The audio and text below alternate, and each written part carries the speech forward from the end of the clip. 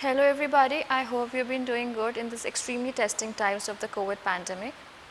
Today we are talking about something that has been on our minds ever since the school closed because of this testing time. We are going to talk about that some people feel that teaching children at home is best for children's development, while others think that it's important for the children to go to school. What I talk today is based on various researches, facts, and on various theories that are going around in the world, and of something that I personally believe in. I am Jasleen, and today we are going to talk about how studying at home is good for a child's development. Correspondingly to studying at school is important too, but a child's development starts at home. I personally believe that parents have a paramount role to play in a child's development. Parents are the child's first teachers. They not only have this important role to play, but if what they do in their personal lives directly impacts a child in their growth. Research evidence shows that parental involvement leads to good education, higher goals, advanced learning, and lesser dropouts from school. A parent's role is very important in a child's development. In addition to their personal involvement that leads to good behavior and better adaptation, it also helps them in becoming a good individual, in becoming a better version of themselves. There are some recommendations I would like to give for parents. One is reading together. In my previous videos, like I've always emphasized that reading plays a very important role in a child's development. But it also, as a hobby, builds up a great rapport between the child and the parent. Like we all know that reading instills a habit of good listener and a good speaker, but also it also improves your vocabulary. Not only that, if you read together, if you read your books together, apart from your lesson books, apart from your syllabus books, you will know of what interests the child and what interests the parent. You can also share books.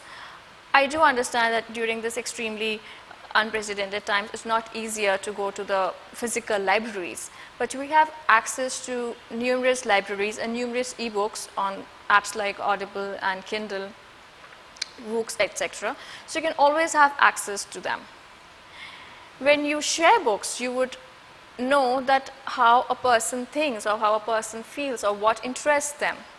It's also a great way of bonding with each other.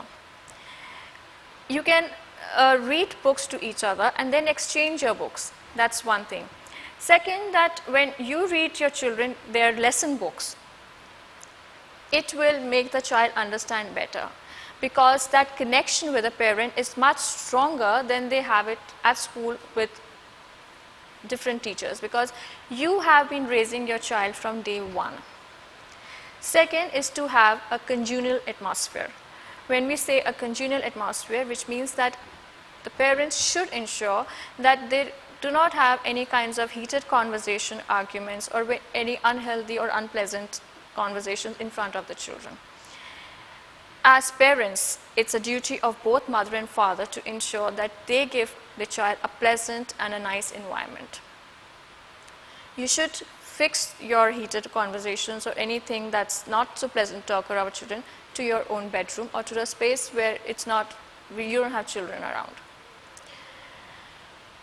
A child's mind is like a sponge, or I think most minds are like sponge. What we see, what we read, what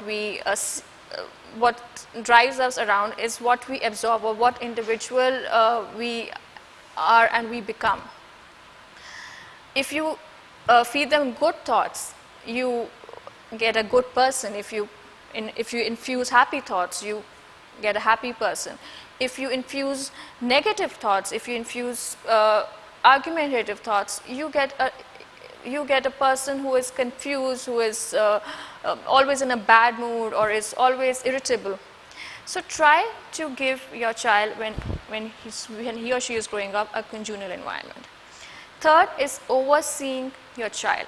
It's very important to oversee what your child does in daily routine.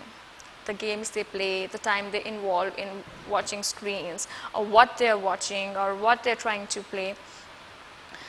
Because it is in daily activities, it's in your daily day-to-day routine that the crux of your life lies, because it shows what things interest you and what phase or what area of work will you switch on to. Plus, it's important to know your children, the importance of time management. You should make them understand of how to make a to-do list, how to plan their schedule, how to give time to one thing or another, or how well to keep them organized. This will not only help them in their school life, but it will help them in a greater perspective when they go out of the school, when they pass out school, college, and when they are into the world facing their challenges. If they're well organized, if they're well planned, this will be of greater value to them. So I necessarily don't feel that it's a time where you should be regretting that why have the school closed, why the children not going to school. Instead, you should utilize this time to spending better quality time with your children. Spending time outside the house premises to play with them, because I have always felt that outdoor games are much better than your screens, because the way I was brought up in that conventional method where we used to play a lot with neighborhood children, with our cousins and stuff, that thing is totally diminishing. So if you spend your time with your children playing games at your home premises or nearby your household area, you will get to know the talents or what a child really likes and what child really does. With that, I hope that this can be of any benefit to you and you can adapt these things into your day-to-day life and can develop your child in a better way. Your mental development is very important. And when you give your child that kind of time, that kind of freedom, that kind of bonding, great things happen with that. Bonding in any form of relationship does wonders.